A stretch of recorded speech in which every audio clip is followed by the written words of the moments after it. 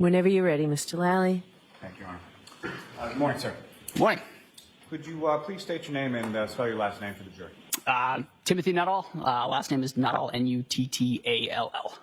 And what do you do for work, sir? I'm a firefighter paramedic with the town of Canton.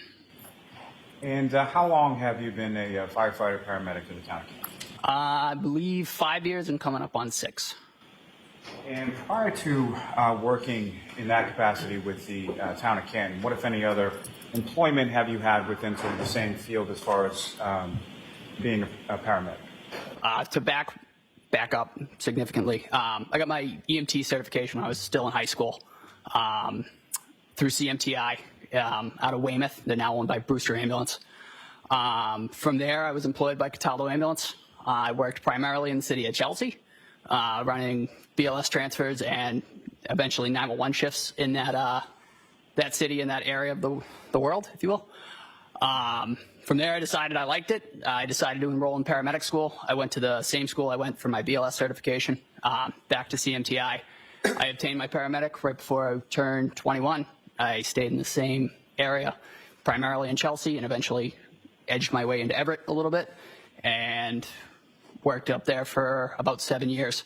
During that time, I decided to be enroll into fire suppression side of things. So I was hired by the town of Scituate. I was put through the Mass Fire Academy out of Stowe, class 268 in Stowe, and worked for the Scituate Fire Department for about 18 months, and then transferred to the Canton Fire Department in November of 2019.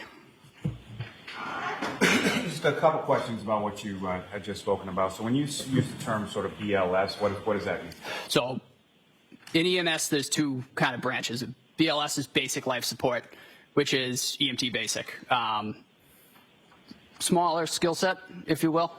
Still running 911 emergencies, but that was kind of the stepping stone to see if you could do the job, if you like the job, and then you can advance on to ALS, advanced life support, which is the paramedic side of things. That's a broader skill set, many more medications, many more interventions that we can perform in the field. Obviously, I enjoyed the BLS side, so I advanced to the ALS side. Now, as far as starting with becoming an EMT, what, if any, and you mentioned you went to a CMTI school, but what type of education do you require prior to getting any sort of graduating or certification or something like that? What are the classes like? So it kind of runs the gambit for emergency medicine. You start mostly with anatomy and physiology, the human body. Progresses down to how those illnesses can progress and the natures of illness. Once that's kind of understood, then we advance on to pharmacology and interventions, just basic interventions that you can do. And then the basic interventions are further progressed into more advanced interventions throughout the program. Once you complete your didactic portion, where all that is kind of in the books, you then progress to clinical time in hospital. I can't speak to the hours off the top of my head, I can't remember, but many hours in the hospital, and then you progress to your field ride time, where you're in the back of an ALS ambulance with a preceptor, performing those skills, being evaluated, and being watched to make sure you're not causing any harm or going down the wrong treatment pathways. From there, once you complete that, you sit your national paramedic written. I'm a nationally certified paramedic, so I had to sit that written, and then finally a practical examination. And once you pass all that, you're certified to be a paramedic. And so with respect to both your training as far as becoming an EMT and then your training as far as becoming a paramedic, there's sort of a written portion and a practical portion as well, is that correct? Correct. Can you use the term in there as far as a preceptor? What exactly does that mean within your field? So a preceptor is a senior paramedic who's been practicing for, it varies from place to place, but the standard is usually 3 to 5 years, who will watch you to make sure that you're not, like I said, drifting down the wrong path in terms of treatment, making sure that your care is adequate and not doing any harm. My preceptors that I was with, they were medics in the city of Brockton, so they had been around for a little while, and they were excellent at what they did, and they taught me quite a bit. I learned quite a bit in my ride time. from them. And in your role, post getting your certification in regard to those, have you acted as a preceptor for other sort of younger, less experienced? Yes, so I was a field training officer for the Cataldo for a brief stint right before I left the company, and I am currently a field training officer for the town of Canton. And with respect to those certifications, is that sort of like a one-time blessing in perpetuity, or is there a continuing educational recertification process? Right now for the town of Canton, that's a bidded position. I submitted an application in writing, and I was selected. So I am currently on my group. I am our field training officer for my group, Group 2.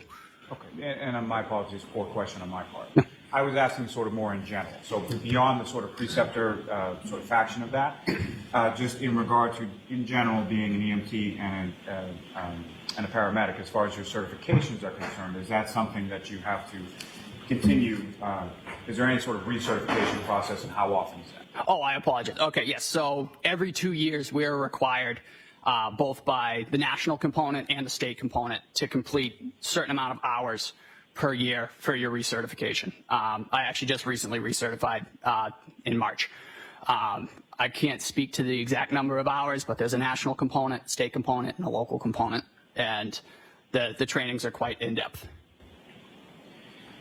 Now, turning your attention to your work with the Canton Fire Department, how many fire stations are there within the town of Canton? We have 2 fire stations. Okay, and where are they located? Station 1 is 99 Revere Street, and Station 2 is 7 Sassamon Street. And when you're working with the Canton Fire Department, is there a typical kind of schedule or shift schedule that you're working on? So my work schedule is I work 1 24-hour shift, 1 24-hour off, 1 24-hour shift on, and then 5 consecutive 24s off. And as far as the 24-hour shift, what time to what time does that run with the Canton Fire? For us, we report at 0800 to 0800.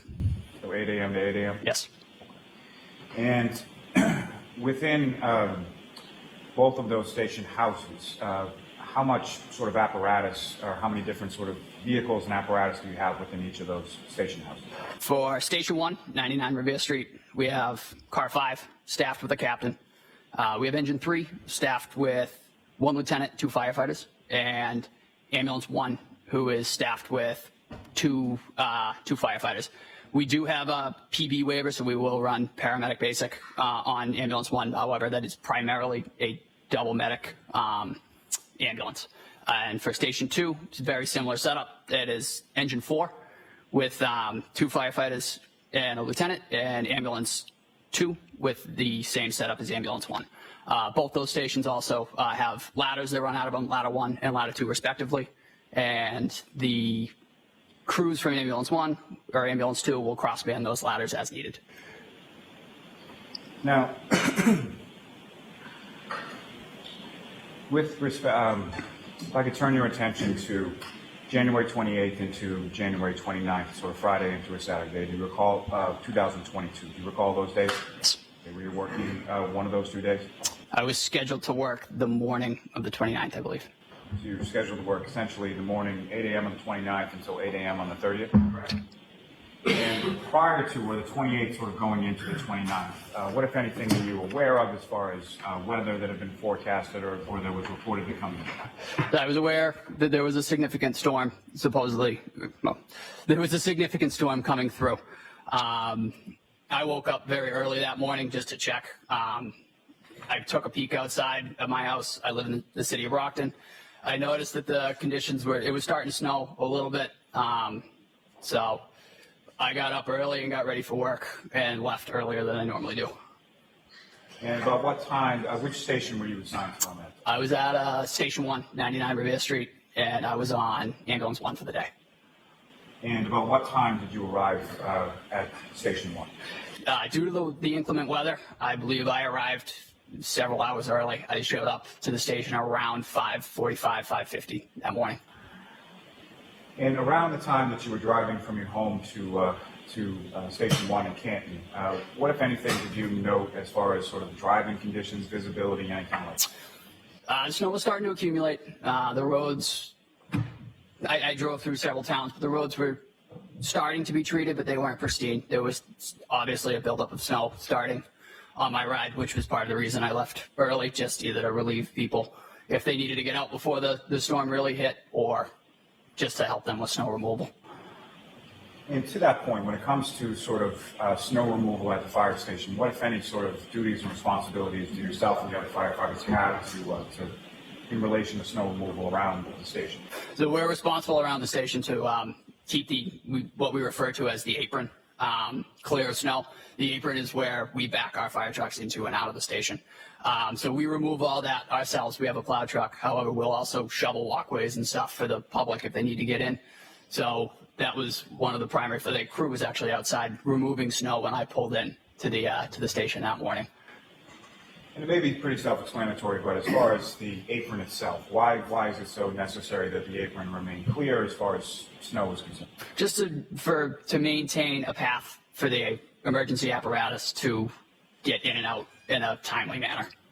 Beyond sort of the snow accumulation that you noted on your way to work that day, what, if anything else, did you note as far as the weather conditions, whether it be temperature, winds, anything to that effect? They were approaching blizzard conditions. It was windy. It was still very early in the morning, so it was quite dark, and it was windy and snowy. So we were approaching blizzard conditions, like I said. And when you arrived there, did a call come into your station sometime around or shortly after 6 o'clock in the morning on the 29th? Yeah, I arrived, as I previously stated, around 5:50. I had put my gear, my firefighting structural gear, out with ambulance 1, just in the event that there was an emergency. And as I was doing that, the emergency tones went off for a medical. Do you recall what was the report in regard to, what was the dispatch in regard to as far as the medical was concerned? The overhead dispatch came in as a unresponsive male in a snowbank at 34 Fairview Road, outside, unclear any further information. So when that came on, we had one of the paramedics that morning and one of the firefighters, who was a relatively new firefighter. I made the decision to step onto the ambulance to provide an extra set of hands as one of the more senior paramedics in the station at the time. And correct me if I'm wrong, when you step onto the ambulance, you're essentially still sort of getting your gear on and getting dressed, right? Correct. I was, as the tones were going off, and because I came in so early, I was still in civilian clothing. I had a Canton Fire t-shirt on. So I actually donned my turnout gear for that call. And as far as the other individuals on that ambulance 1 that were going to that call as well, who were they? So it was firefighter paramedic Anthony Flamati and firefighter EMT Matt Kelly. And Mr. Kelly, he was sort of the less experienced one at that time, is that correct? Correct. So you get into the back of the ambulance and start going to the scene. Now, as far as other sort of vehicles or apparatus, who, if anyone, or what, if any, other sort of vehicles were dispatched on this call as well? The initial dispatch was Canton Engine 3 and Canton Ambulance 1. Due to the severity of the call, depending on how it comes in, the shift commander, which is Car 5, he will usually respond to any significant incident. So he also added himself to the call, just as a senior officer with us. So the final dispatch, I believe, was Car 5, Engine 3, and Ambulance 1. You know who was on Engine 3 and who was in Car 5? Car 5 was Captain Robry. Engine 3 was Lieutenant Greg Woodbury, firefighter Frank Walsh, and firefighter Katie McLaughlin. As far as the ambulance 1 that you were in, obviously there's somebody driving and there's somebody in the front passenger seat, correct? Correct. And so who was driving and who was in the front passenger seat? I don't want to speak out of turn. I honestly can't tell you who was driving. I was in the back. I was in the back patient compartment of the ambulance, just because there's only 2 seats up front, so I hopped in the back. And so when you're in the back of the ambulance and you're going to the call, what is it that you're doing in sort of preparation for arrival? So as I previously stated, I came in early, so I was donning my turnout gear. I had my boots and structural firefighting pants on. So I finished putting those on, and I put the rest of my gear in the back. And as we were driving to the scene of the incident, I started prepping the gear that we were going to need off the initial dispatch and unresponsive male in the snow. So I grabbed our first in bag, which has miscellaneous medical supplies, some IV supplies, and interosseous drill kit. The airway bag, which has just a bottle of oxygen, and then quite a bit of airway management supplies, and our cardiac monitor. So I had all of those prepped out and ready to go. So as soon as the ambulance was in park, we could step right out, ascertain what we had, and go from there. So when the ambulance arrived on scene, I had all 3 of those bags on my person, and we were able to, the entire ambulance crew was able to step out and provide patient care. And as far as, if you know, approximately how much time elapsed between the time that you hear sort of the sound go off and you get in the ambulance to the time that you arrive on scene on Fairview? I couldn't give you an accurate estimation of the time. Like I said, I was in the back. I was trying to prep everything and get myself kind of prepped just in terms of appropriate attire. So I couldn't give you a fair estimate. And as far as when you arrive on scene, you step out of the back of the ambulance, is that correct? Yes. And as far as the weather conditions where you were on Fairview, what, if any, difference was there between the weather conditions there versus the weather conditions when you were arriving at the station? I remember, as I previously stated, I remember it was still very dark. The sun was not up yet. I remember the wind. It was quite windy that morning. The wind had, in my opinion, had seemed to have picked up since my drive in, and the snow was increased. And so when you step out of the ambulance, can you describe to the jury sort of where you go and sort of what is it that you first see when you get out there? So I stepped out of the ambulance and came around with all 3 bags. I could hear commotion. I could hear some screaming off in the distance. I couldn't really tell you where it was coming from because it was still quite dark. Came around the passenger side of the ambulance, walked in front of the ambulance, and there was a small huddle of 3 individuals and what appeared to be a human form laying in the snow. So we made our way over to that and went from there. And when you come around the passenger side of the ambulance and you observe that and start from there, are you sort of turning left or right, or how are you heading when you come around the ambulance? I came out of the ambulance on the passenger side and I took a left. And you make your way over to the patient on the ground, is that correct? Correct. And as far as the other people that you observed around the patient, how would you, or what, if any, description do you have of those people? There were 3 individuals. I believe they were all 3 of them were female. My primary focus was the individual in the snow on the ground. I went right to him. I kind of bypassed everybody from there and went directly to that individual. Is that sort of typically how you approach a scene, is just sort of tunnel vision right to the patient? Typically on a call like that, where if somebody's unresponsive on the ground, you typically go directly to the patient and ascertain if they are breathing and if they have signs of life, because that is a time-sensitive matter. And as far as the individual, not then, but at some point subsequent, did you learn the identity of the person on the ground? It did. It was Officer O'Keefe, John O'Keefe. And how was Officer Mr. O'Keefe's body positioned in relation to the ground when you first approached? So I found him supine, laying in the snow. Immediately went to him and checked him for signs of life. We found none. We found no breathing, no pulse. So we immediately began performing high-quality CPR. I was at the head of the individual, so I immediately grabbed out of our airway bag a bag valve mask and began ventilating the patient, trying to get some oxygen into him while the others on scene, like I said, began high-quality CPR. And again, maybe pretty well understood. When you use the term supine, what exactly do you mean? He was laying on his back. Laying on his back, his head sort of facing up, is that correct? Correct. And when you are responding to a call of this nature, there's you and there's other individuals on the ambulance as well, correct? Correct.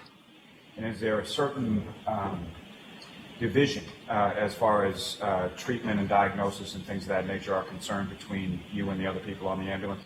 So typically, just to use the scenario of a cardiac arrest with 2 paramedics, it's generally split into the airway individual, or the airway monitor, and the, lack of a better term, code monitor. The airway individual will be responsible for ventilation and eventually advanced airway placement. The other part of that equation will monitor cardiac status, cardiac activity. They will deliver medications and a route for those medications, and they will work together to monitor that patient throughout.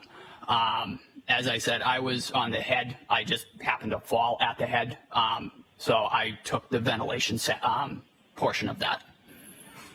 And you use the term as far as a bag valve mask, is that correct? And can you explain to the jury sort of what that is? All that is it's, for lack of a better term, it's basically a glorified balloon with a mask on it. When you squeeze that bag, that forces air into the airway, so you can ventilate an individual who is no longer breathing on their own. And as far as, obviously, with your work with the fire department, there are sort of records or reports that are written in regard to treatment of different individuals on any given call, correct? Correct. And is there an acronym that's used within those reports as far as bag valve masks? BVM. And turning back to sort of when you initially approach where Mr. O'Keefe is, if you know about how far away from, where is he in relation to, well, let me back up to sleep, okay? So you arrive at this residence at 34 Fairview Road, correct? Yep. Okay. So if I'm standing on the street and I'm facing Fairview Road, is Mr. O'Keefe's body to the left, to the right, center, or something else? I would say to the left of center. And what, if anything, did you sort of note or observe sort of in the general area as far as where Mr. O'Keefe was? In terms of when I got to him? Yes. So when I first got to him, we checked for signs of life, and I was, as stated, at the head. There was a small pool of blood that seemed to be underneath him. It was hard to ascertain, again, because of the conditions. It was still very dark. It was snowing, and it was quite windy. So we were able to check the area as best we could with our handheld lights. But that was one of the things that I noted. There was a pool of blood. Where Mr. O'Keefe's body was in relation to the roadway, if you know, how far away, where was it in relation to the roadway? I estimated it about where the sidewalk met the front lawn of that residence. That would be my best estimation. Do you have any estimate as far as footage or anything like that? I would say about 6-8 feet, perhaps. That's approximately 6 to 8 feet from the curb. Correct. So you indicated that sort of what are the first things that you're checking as far as when you first arrive at a patient for this kind of thing? I'm sorry, could you repeat? That's okay. That's okay. It's my fault. So as far as when you, let me back you up for just one second. You use the term in there as far as a cardiac arrest, correct? Correct. Can you explain to the jury what you understand that term to mean based on your training experience? So cardiac arrest is the cessation of a stable cardiac rhythm in terms of life. Typically, it's either asystole, pulseless electrical activity, or VFib or VTAC. Typically, you ascertain that, but there's no pulse. You check any of the pulses, be it a femoral pulse, a carotid pulse, or a radial pulse, you will find nothing. And when that is found, you go to life-saving measures, which is CPR. And just in reference to one other term you used in there as far as asystole, if you could explain to the jury what you understand that term to mean based on your training experience. Asystole, to put it as clear as I can, is a flat line.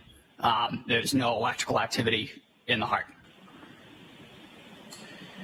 And so you're working sort of at the head of Mr. O'Keefe, is that correct? Correct.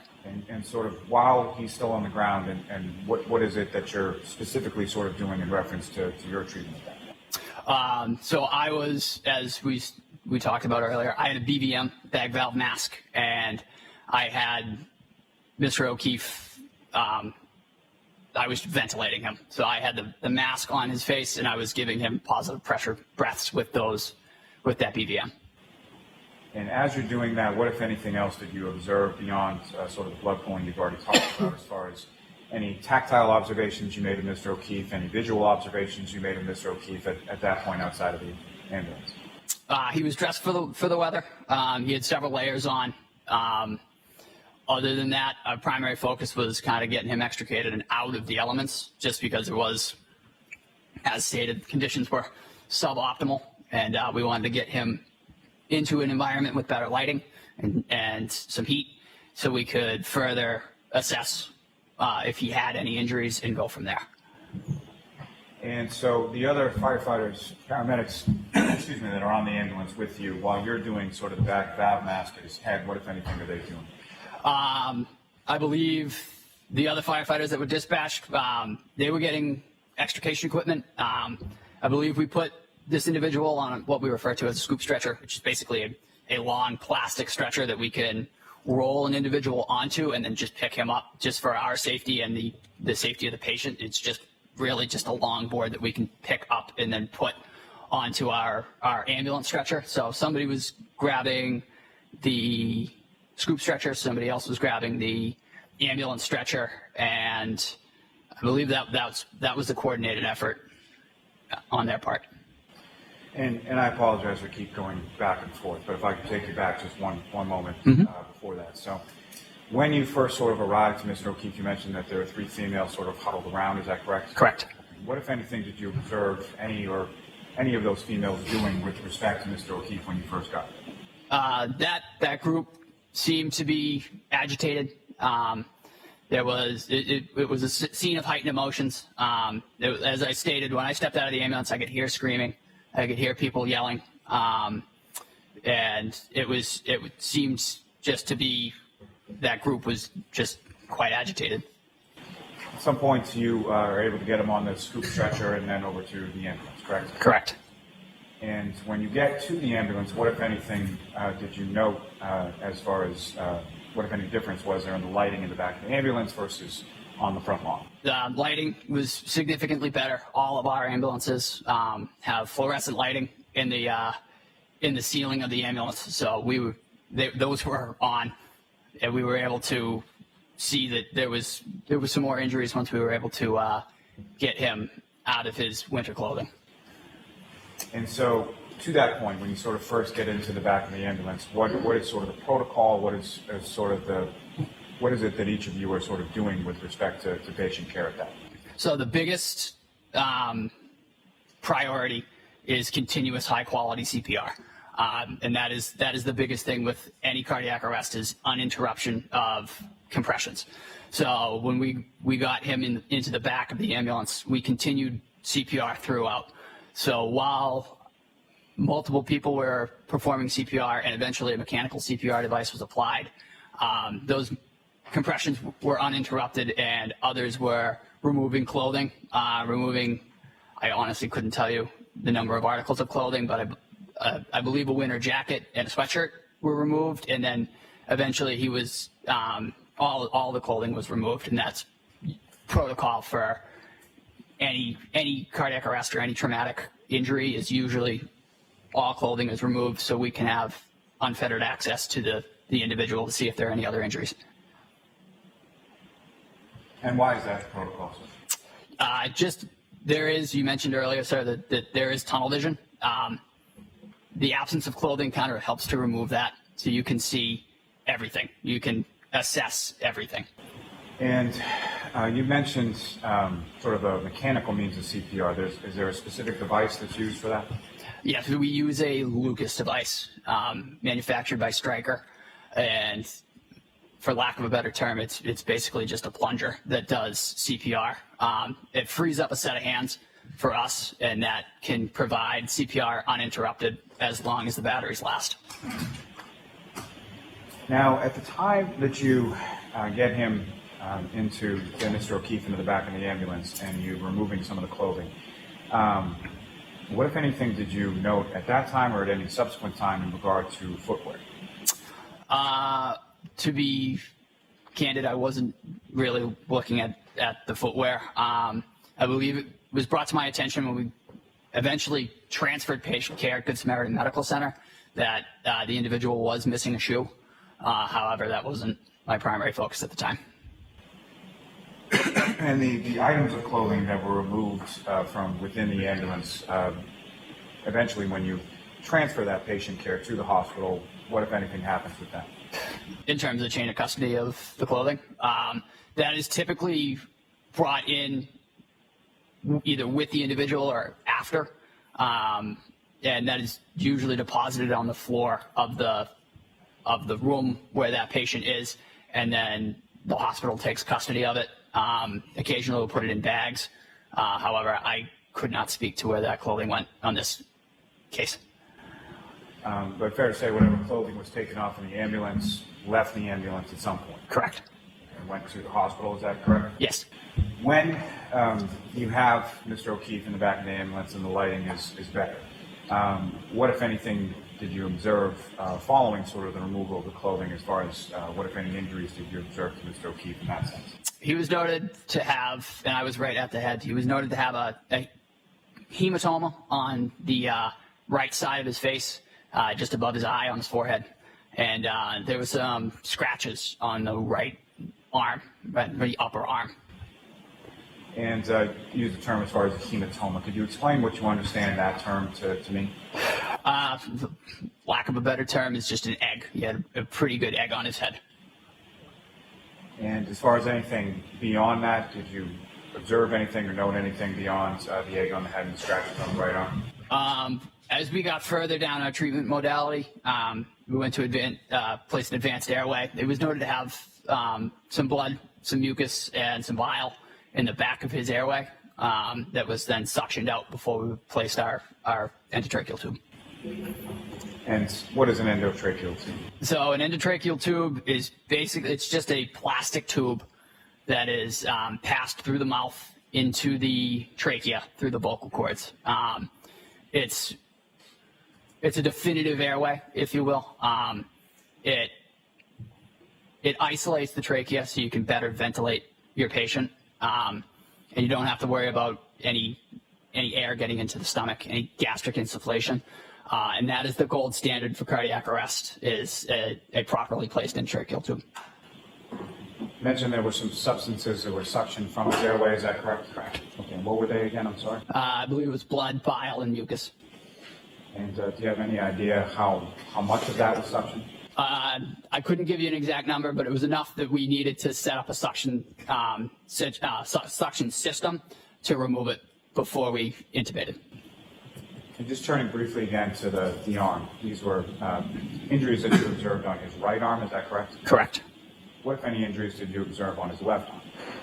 I don't believe I saw any, to my knowledge.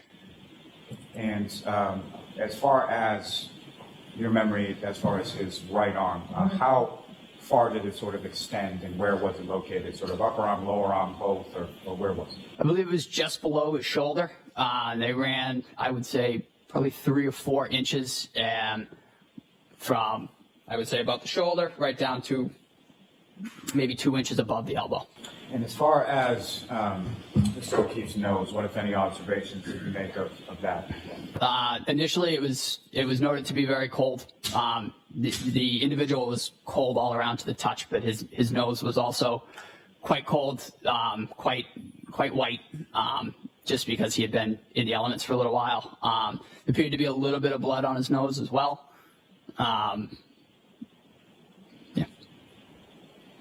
And through your training experience, are you familiar with a term or a device known as an OPA? Correct, yes. Can you explain to the jury sort of what OPA stands for, and what is that device?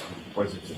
So an OPA, or oral pharyngeal airway, is basically a small plastic device that is curved. And when inserted into the mouth, all it does is it prevents the tongue from falling backwards into the airway and occluding the airway. It's relatively simple, but it's very effective in keeping an airway open. Just turning back for one moment to the injuries that you observed on Mr. O'Keefe's right arm, were those injuries that were actively bleeding at the time that you observed them? No. What, if anything, did you observe as to that in reference to those injuries on the arm? Those injuries seem to have been congealed. In my opinion, it looked like they'd been cold, which could have aided in the clotting of those injuries. But when we observed them, they were not bleeding. And you mentioned a little bit about Mr. O'Keefe's nose. What, if any, observations did you make as far as any sort of digits, whether they be his hand, his feet, or something else? So all of his digits on the upper extremities were noted to, they were very cold. They were immobile. They were very stiff. I'm presuming due to the exposure, because we did, when we got him onto the ambulance, when we were removing clothing, it was noted that all of his digits were very stiff. They were immobile, and it caused a little bit of problems just trying to get clothing off of him, just because they were so stiff. And taking you back outside of the ambulance just for a moment, when you're sort of initially there and you're doing your assessment, and the 3 females are in your general area, correct? Correct. And at some point, you or any of the other paramedics or EMTs on scene asked them any questions about what had happened or anything like that? So as I was ventilating at the head, there was a small delay in just getting equipment, nothing significant, just enough time that as I was ventilating, I was able to ask, did anybody see anything? What happened? And there was one individual that replied several times, I hit him. And did you know that individual at that time? I did not. Can you describe the individual that said that? I would describe her as mid-40s, average build, average height, and the other 2 very similar. And with reference to that statement of I hit him, is that something that she said once or more than once or something? It was several times. And as far as the tone or demeanor, how loudly was this being said? As previously stated, they seemed to be erratic. There was a lot going on in that scene. It did seem to be said over and over and at varying volumes. And then there was just a lot of, everybody appeared to be quite flustered. And the individual, one of the 3 females that said that, what, if any, observations did you make as to her face or anything? The individual that said, I hit him, appeared to have some blood on her face, presumably for attempting CPR prior to our arrival. And you say presumably attempting CPR. When you first arrived at Mr. O'Keefe, what, if anything, did you observe any of the females doing with reference to Mr. O'Keefe? Mr. O'Keefe was not being touched by any individual when I first got to him. That whole group was kind of pacing around, lack of a better term, kind of running around in circles. But Mr. O'Keefe was not being, there was no interventions being done to Mr. O'Keefe when I got to him.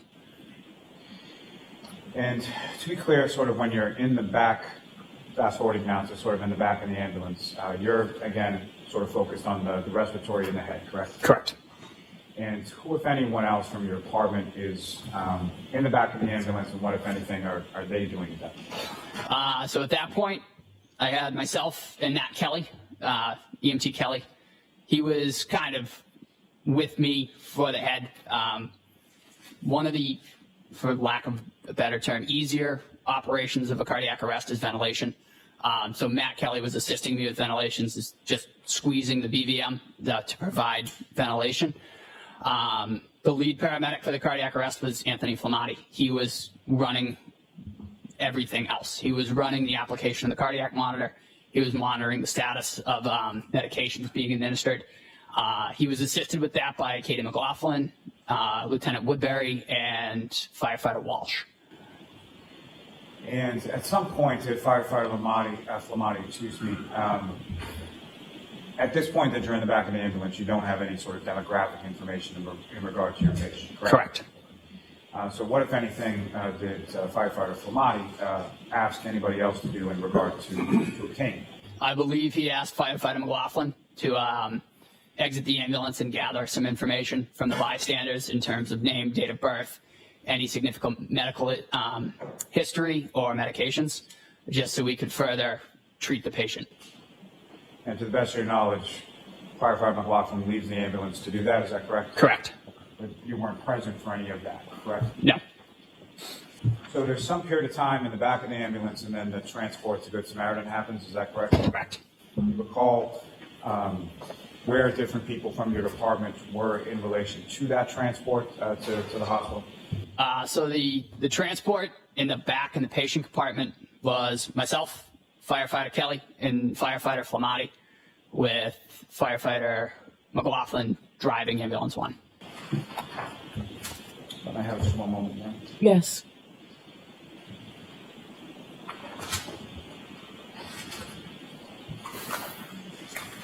So, when it comes to the report that you were testifying about before, there was a report generated in regard to this. Is that correct? Correct. And who has the sort of duty and responsibility of compiling it? That would have been Anthony Flamati. And have you seen Firefighter Flamati's report in relation to this incident? I have. May I approach the witness, John? Yes.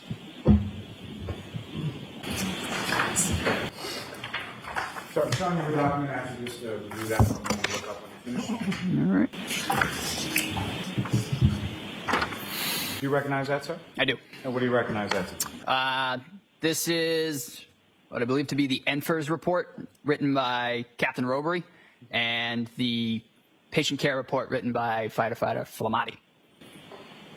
Thank you, sir. May I approach, John? Yes. Come up and seek to introduce and admit as the next exhibit, I believe, from 160. It's already pre-marked, or you're moving to introduce it now? Is there an objection? You may have just one, Your Honor. Okay.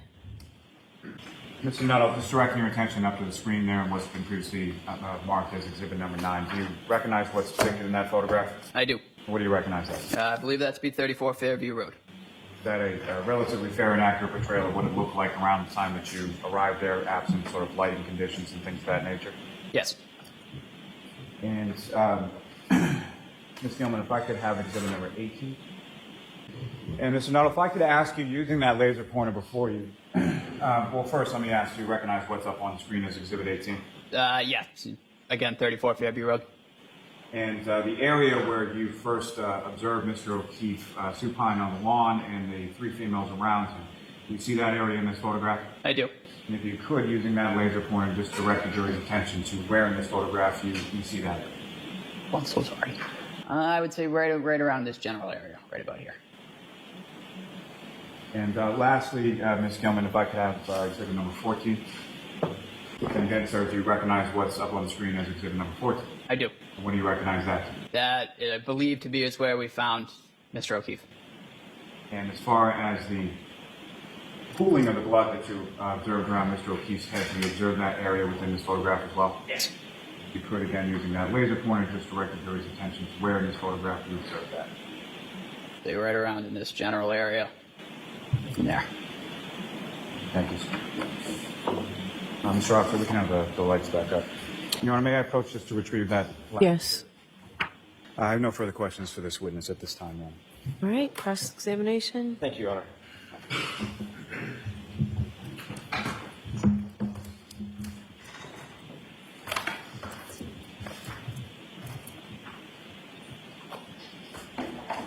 Good afternoon, Firefighter Nuttall. Sir, how are you? You were coming up, I want to make sure I get the timing right. You were coming off of nearly a 24-hour shift when you got the call? No, sir. I was reporting for duty that morning. Just starting the shift when you got the call? Understood. I want to ask one quick question that you mentioned just a couple of seconds ago under questioning by Mr. Lally. With regard to the clothing, the normal protocol for clothing that's removed from a patient. Yes. You said it's oftentimes just sort of discarded onto the floor. In terms of in the ambulance or at the hospital? Either one. Yes. Okay. Both? So typically, when we remove clothing in the back of the ambulance, it's generally done with trauma shears. So we will expose and then kind of fold over. That clothing is then usually left in place. We'll do a quick roll just to check the back of the patient, and then he's usually rolled back if there's nothing found, and it's typically left there. In terms of like big puffy jackets, if you cut a puffy jacket, it just makes quite the mess. So, Pill. yeah, exactly. It's a disaster. So typically those bigger jackets are just removed, and that is when we removed that type of article of clothing. That's when we noticed that his hands were quite rigid. So that's what happened in this case. Correct. You removed the big heavy jacket, discarded it, got it away from the body so you could better assess the injuries. Correct. And it was only then, after you removed this big heavy winter coat, that you could assess that his hands were stiff and cold. We noted the hands, but it came more into light, if you will, when we removed that coat. Got it. And you have as good a memory about that as you do the rest of the scene that morning. In terms of removing the article of clothing? Correct. I did not remove any article of clothing. I was ventilating. But you remember him having the big jacket on? Correct. Okay. And you remember that as well as you remember the other specifics of the incident? Yes. Okay.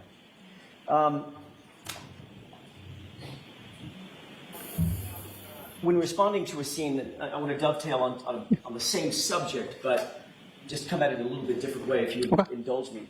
When responding to a scene, one of your jobs has to be to sort of immediately take note of and assess the situation of the patient that you're dealing with, correct? Correct. A motorcycle accident is going to be very different than a drowning. Exactly. Someone, in this case, exposed in a snowbank, you're going to deal with or assess and note the weather, correct? Is that yes? Yes.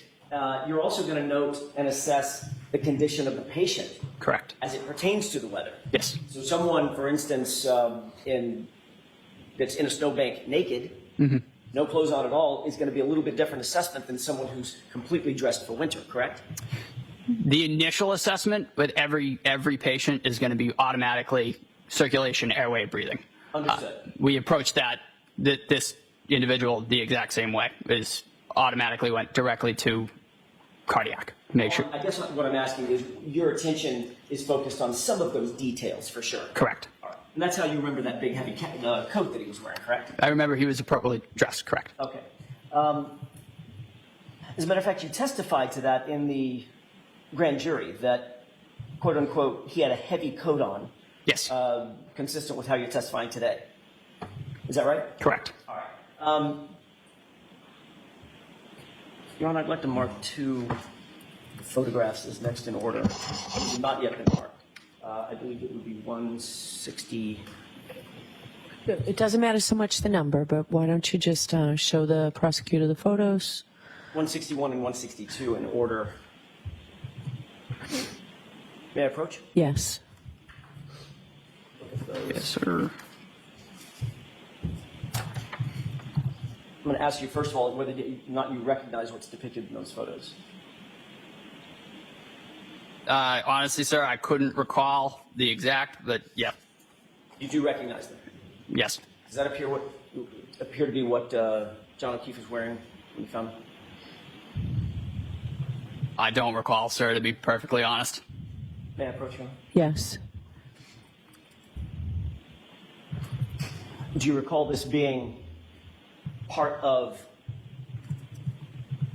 let me ask it a different way. Do you remember somebody cutting this off of John O'Keefe at the time? I remember the clothing being removed. Okay, but you don't remember this clothing? I could say that he had clothing removed, but I couldn't tell you exactly what it was. And you just looked at these. This, what I'm holding in my hand, appears to be the front and back of a So don't hold it up to him from that distance where he said he doesn't recognize it. You can put it back in front of him. Don't hold it up for the jury, please. May I? Yes. That appeared to be a thin cotton hoodie. Yeah, that appears to be a thinner layer of clothing. Okay. May I approach? Yes. Not a heavy coat. Is that fair? Fair. Not a winter jacket. Fair.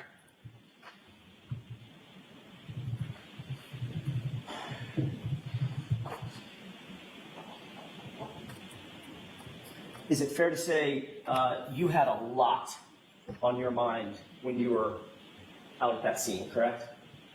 In terms of just the cut. Saving a man's life. Correct. That's your credentials are impressive. You were there focused on one thing, and that is trying to make sure that a man did not die. Correct. would you agree that that was your primary concern and your primary focus the entire time you were at the scene? Correct. You weren't necessarily worried about what other individuals were doing, correct? No. If I asked you right now off the top of your head, tell me exactly the number of law enforcement officers that were there at the scene, probably couldn't tell me, could you? No. If I asked you whether or not you remember every single civilian that was at the scene, probably couldn't tell me, correct? Outside of the three? Outside of the three. Correct. Any other civilians? Not that I noted. Okay. Matter of fact, you can't even identify the three civilians other than generally middle-aged, 40s, Caucasian, female. Correct. You said all three of them sort of looked alike, right? Without the only defining feature on one of the individuals was one of the individuals did have blood on their face. So some of the specifics of that scene you didn't pay special note to, correct? No, we were focused on patient care. Is it fair to say that, specifically as it pertains to what the victim was wearing, your memory might be a little faulty where that's concerned? Sure. Okay. I mean, nothing wrong with that. You were Yeah. focused on something completely different. Correct. You did notice certain injuries on Mr. O'Keefe's person, correct? Correct. And you indicated on direct examination that once you got him into the back of the ambulance, you, as you put it, you had a quote unquote much better picture of what you were dealing with. Is that right? Correct. You testified at the grand jury that you noted that once he was in the back of the ambulance, under better lighting, you were able to tell that he had trauma to the right side of his head. Correct. Is that right? Yes. Are you talking about the major trauma that he suffered to the back of his head or the egg that you earlier described? I was more just because it was directly in front of me. It was on the front side of his head. Okay, so it wasn't the right side of his head. If you said right side of your head, you might point above your ear, right? Correct, That's not yes. where you're talking about. I was, and if, to use my person, I would say right here. So more towards the right, above his right eye. Right of center, but still on the front of his head. Correct. And you did not make any note of another injury on the back of his head. No.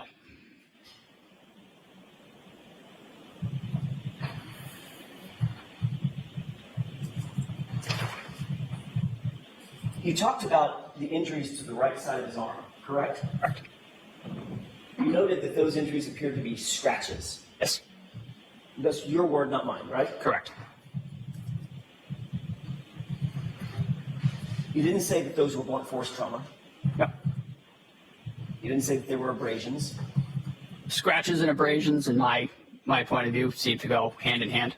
But the word that you used was scratches. Yes, they were like furrows down. Say that again? Furrows, if you will, for lack of a better term. Just I don't understand that word. so if you remove something, Yes. like you create a furrow in the skin. Is that? Furrows. Yes, there you go. Sorry. Excuse my accent. No.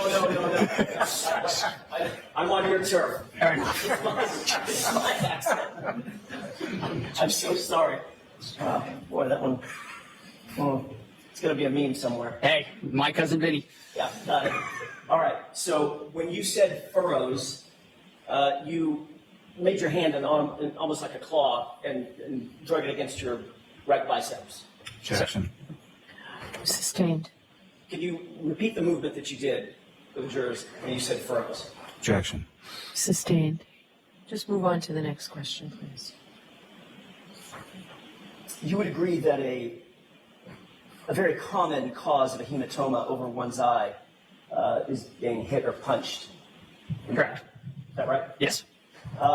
You said that Mr. O'Keefe did have such a hematoma over his right eye, correct? Yes. Did you also see a laceration under the eyebrow but above the lid on his right eye? I don't recall. Did you see a laceration on Mr. O'Keefe's nose? I don't recall. You did note that there was some blood on his nose, correct? Correct. That possibly that came from a small laceration. Yes.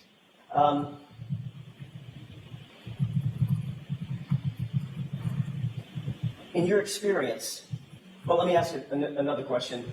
Did it look like he had, in addition to the egg on the right side of his head, in the front. Did it also have a black eye on the left side? If memory serves correct, yes. So both eyes were blackened. Primarily the right side, if memory serves. Okay. And the laceration toward the right side, Yes. over the right eye. Are those injuries that you just described consistent or inconsistent with some sort of physical altercation? Objection, Your Honor. Sustained. Next question, please. Did it appear to you, just from your initial assessment, given your experience, training, and background, that those injuries looked like he had been in a fight? Objection. I'll see counsel at sidebar, please. Thank you. Sir? Mr. LaPorte. In your experience as obviously a training firefighter, tell me the word again that you used. Field training officer or preceptor. Thank you. As a field training officer, have you seen in your experience the product or the injuries that can be produced from fistfights? Yes. Okay. Injuries to the face? Yes. Injuries to the mouth? Yes. Injuries to the nose? Yes. To the ears? Yep. To the eyes? Defensive wounds on the hands? Yes. Did you note we've already talked about, and I don't want to go over all this again, you've already noted what the injuries to the face were that you saw Mr. O'Keefe having suffered. Yes. Were those consistent or inconsistent with a physical altercation? I couldn't say. Were they consistent or inconsistent with being in a fight? I couldn't say. Was that egg over his right eye consistent or inconsistent with him having been punched or hit? I couldn't say. I thought you said that one of the common causes of an egg like that, a hematoma, as you put it, over someone's eye, is being hit or punched. There's quite a few reasons that somebody could get an egg, such as that over their head there. I mean, you could get hit with a golf ball, Of course. for instance. I'm not asking you to the exclusion of everything else. Yeah. I'm asking you, is it consistent? It's consistent. It could be. Okay. And the other injuries as well? Correct. Okay. Did you see bruising to the back of one or both of his hands? His hands were, as stated, they were very cold and very white. They were not well perfused.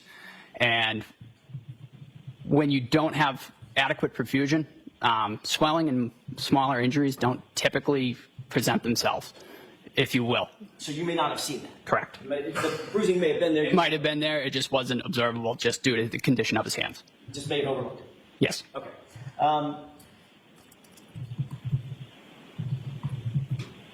You indicated that you were not present when your colleague, Katie McLaughlin, was questioning anybody at the scene, correct? Correct. She was tasked with that responsibility, but you did not engage with her. Correct. Meaning, when I say engage with her, you weren't standing there with her. No, I was in the back of the ambulance. Okay. You claim to have heard this statement, I hit him, Yes. several times from the woman with the blood on her face. Correct. You indicated that she was erratic, Correct. hysterical. Correct. You said, for lack of a better term, running around in circles. Yes. She seemed despondent or distraught, Very distraught. very upset. Yes. Was she saying anything else that you recall? To me, I heard I hit him, and then I went back, obviously continuing on patient care, focusing on patient care. Did you hear her say, could I have hit him? I heard I hit him. That's what you believe at this point? That's what I heard. Okay. Where exactly were you? I was crouched at the head of Mr. O'Keefe. Okay.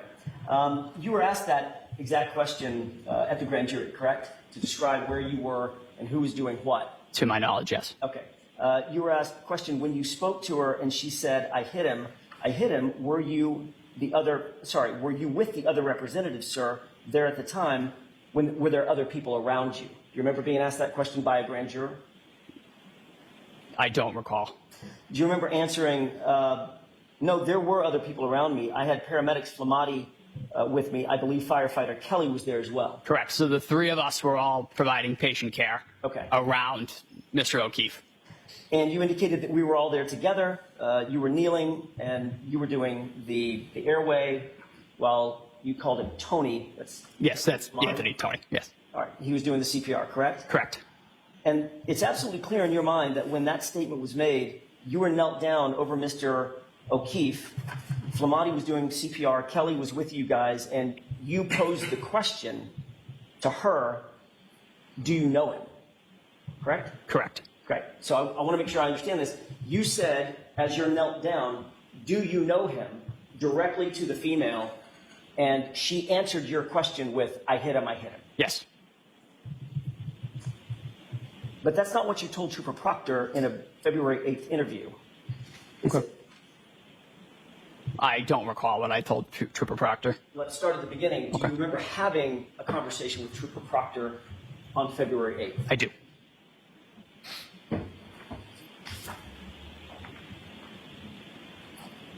That was obviously much closer in time than your grand jury testimony, correct? Correct. And years closer in time than your testimony now. Correct.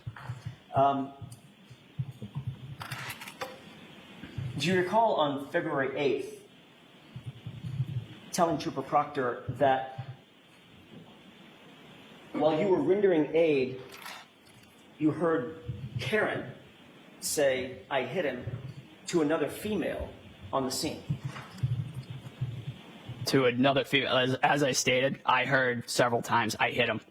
In terms of who that was directed towards, I mean, again, focused on patient care. Understood.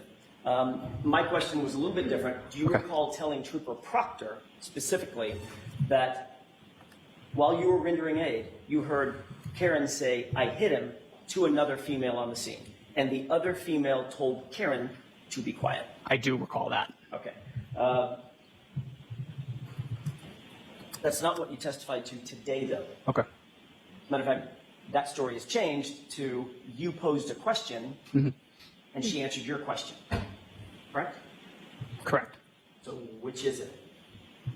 So, when ventilating a patient, typically, that is also used to gather information from bystanders, because as I'm ventilating, I can real quick look around. Do you know this individual?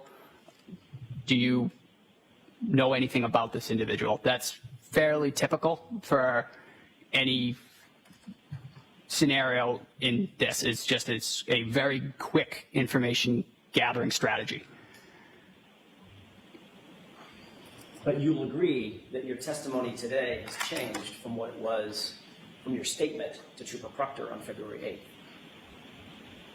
I don't know if it would so much say change, sir. To be honest, I don't fully recall that meeting with Mr. Proctor. You don't, I'm sorry. I remember meeting with him. However, I don't fully remember what was discussed. So it's fair to say that your memory is a little bit faulty as it pertains to that time frame. Absolutely. Okay. When you went to the hospital with the patient, did you ever inform any of the doctors or nurses or medical professionals at the hospital that you had heard a female claim to have hit John O'Keefe, and that's the reason for his injuries? I did not give the report to the hospital. So the answer to that is no, No. you did not. As a first responder and a medical professional yourself, obviously you know that the cause and manner of the victim's injuries are incredibly important as it pertains to assessing how to treat that patient. Correct. Once you got back to the station and to take a breath, did you write any report? I did not. No, I did not write the patient care report. So you didn't write a report, just to finish my question, you didn't write a report that said, by the way, while I was out at the scene, I heard a female say, I hit him, and that's the cause and manner of the injuries. Not to my knowledge. Well, you would know if you wrote a report that said that, Correct. and you did not. I did not write the patient care report. Okay. At any time that day or any day subsequent thereto, did you contact the Canton Police Department, which were the first responders? I did not. Let me finish my question. And say, by the way, just so you know, I heard this woman say, I hit him out of the scene. I did not.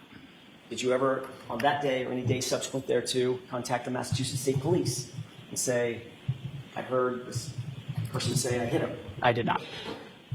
So the first time you ever repeated that statement was on February 8th with Trooper Proctor. Correct.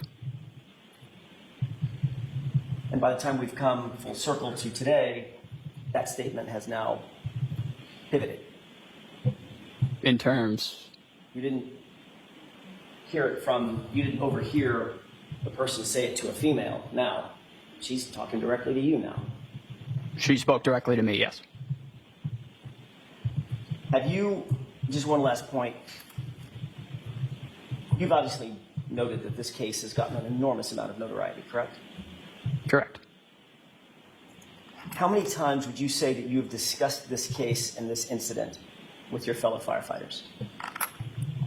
It's brought up around the station semi-frequently. However, being involved in it, we try to stay clear of it just because we are involved in it. So the answer is there have been many discussions. Yes. Probably daily. Frequently. Have any of those discussions helped you with what you earlier described as a little bit of a faulty memory around that time frame? Objection, Your Honor. He can have that. Have they? Repeat the question for me, sir. Sure. Have any of those discussions helped you with what you earlier described as a little bit of a faulty memory?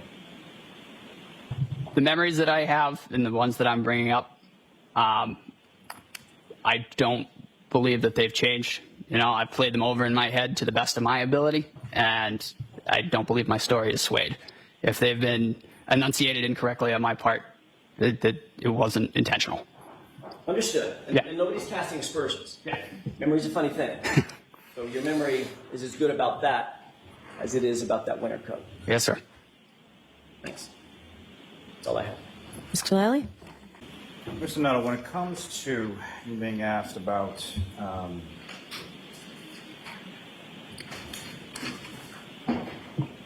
consistency of causality as far as different injuries that you observed on Mr. O'Keefe, correct? Rephrase that for me. Poorly phrased on my part. So you have been asked on cross-examination about some things that the injuries you observed on Mr. O'Keefe could be consistent with as far as having been the cause of those injuries, correct? Correct. And how many sort of myriad of other causality, or how many myriad of other sort of things could have also been a cause of the injuries that you observed? As stated, a lot. It's not typically just physical altercations. It could be, again, a golf ball could hit you in the head. That could cause similar injuries. And just for clarity purposes, when you were asked about a particular time frame, were you talking about the time frame of January 29th, or were you talking about the time frame of February 8th when you met with Trooper Puffy? Sorry, sir, rephrase that for me. Let me withdraw that and move on to something else. So just again, for clarity purposes, when you were asked about some statements that were attributed to you to Trooper Proctor during an interview, correct? Correct. Okay. And so with regard to what you recall differently, is it the statement that the person, the female with the blood on her face, made to you, or the statement of the other female telling that person to be quiet? So as stated, real quick, down and dirty, I asked, do you know this person? To which I hit him. And then in the background, I remember hearing over and over, I hit him. That was kind of pushed towards the back, and patient care took priority, if that answers your question. Do you recall specifically at this time the other statements that you were asked about as far as whether or not the other female told that female to be quiet? I do remember that, correct. And the other statement as far as the female with blood on her face, and again, that was the differentiating character between the three females that you observed there, correct? Correct. And your memory of that statement is, I hit him, correct? Correct. Nothing further. All right, Mr. Nuttall, you are all set, sir. Thank you, everybody.